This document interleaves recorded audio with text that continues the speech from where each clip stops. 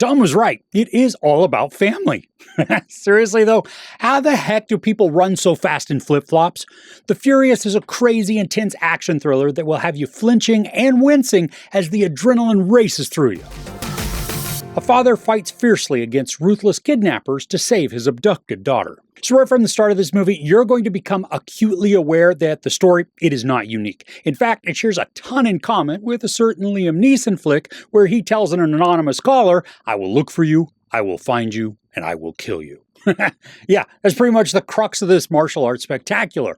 A mute father sees his daughter get taken, and then he becomes an unstoppable force of ruthlessness. And for this, I didn't mind that the plot is overused. From the opening scene, we're thrust into situations that felt a bit like I was rewatching Baby Assassins, the second one, which is the best, by the way. But the start of this film, it's vague, but violent. And despite not knowing what exactly is transpiring, it's an excellent way to get the blood pumping and then inform us on the types of inhumanity we're going to witness. Now, the character development, it's pretty thin across the board here. We're given enough to feel for the dad just simply because his daughter was abducted. But then there's another main character who feels as though we should be more endeared just through background. But it's not there. So we can only work with the assumption that he's kind of this good guy working to take down bad guys. Eventually, when the good guy and the dad meet up, it's kind of like oil and water, or maybe gas and a match. They don't really click or play well with each other, but that adds to the rabid excitement that they're surrounded with during their meet cute. Now, fight choreography, it is immersive and energetic. The frenzied action is just wild, showcasing all sorts of bodily harm, while also allowing us to clearly see all of these ferocious moves. There are also a lot of horizontally shot sequences that play with the width of the screen, which then allows us to see violent progressions over a greater distance. Now, some of them do feel as though they took inspiration from that hallway scene in Oldboy, but these have a little bit of a different creative flair to them. Now, the film, it's also not shy about showing the savagery of the dad's fury. The blood spatter is consistently gross, but also realistic as faces are pummeled with bare-knuckle punches or wounds just from some improvised weaponry. And there are bone crunches, fleshy squelches, and then a bunch of death gurgles, adding to the energy of the scenes that are then amped up even more just thanks to some driving rock scores. And there's a distinct point where we know that the dad, he's not playing around. He's about to bring all sorts of hurt to those responsible for his daughter's abduction. From the quick edits of him choosing his clothing to the grabbing of everyday items that are going to serve as weaponry, it's obvious in the best way imaginable for the amount of carnage and violence that's about to ensue. Now, the story plays out exactly as you'd expect. It's predictable, with very little surprises when it comes to twists. But that just means that everything like plot depth can't get in the way of showcasing the battles. And they're not short either. These are typically long fight sequences, typically without all sorts of annoying quick cuts, so that while the story may be wanting, the fights don't leave us in that way and the slightest. Now, there's a point when the story feels as though it's going to wrap up, but then it comes back with a wickedly gnarly surprise.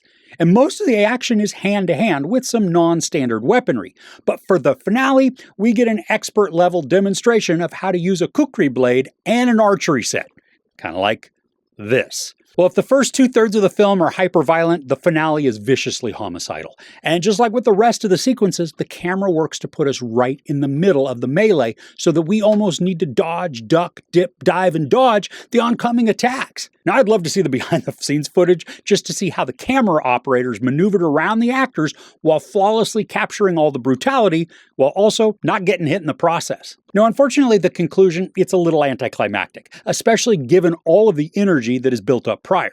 There's also a lack of reason, or maybe it's just that the impetus for the bad guy motivation is just too simplistic, but when the focus moves away from the search and rescue portion, it feels more like a distraction. All we really need to know is that some bad dudes kidnapped the father's little girl, he won't stop until she's rescued, and then broken all of those who are responsible. But awkwardly inserted is this strange and abrupt introduction of the villain. It's jarring, and to make the scene even more strange, there's a moment when the baddie creates heartache for himself, and rather than the resulting emotion being sympathy, concern, heck, just even comeuppance, it's just wasted effort that comes too late in the story. So if you're in the mood for phenomenal hand-to-hand martial arts combat and you don't mind the sounds of bone snapping and blood spurting, you're going to have a bunch of fun with The Furious. The story isn't fresh, the villain is meh, the dynamic between our two heroes could be built up more, and the end should have been more exciting than tepid. But for all of those marks against it, this is a flat-out, pedal-to-the-metal, aggressively violent, and spectacularly choreographed ballet of brutality that is going to increase your heart rate and spike your adrenaline. This is hitting theaters in limited areas and then should be available on VOD very soon. There's no sex or nudity, some profanity, and then almost non-stop savage violence. I give The Furious 3.5 out of 5 couches. So what do you think is the greatest martial arts film of all time? Let me know your answer in the comments below. Be nice too. If you enjoyed this review, please give it a like. Also, don't forget to share and subscribe. I'm Chris. This is Movies and Munchies. Thanks for couching with me.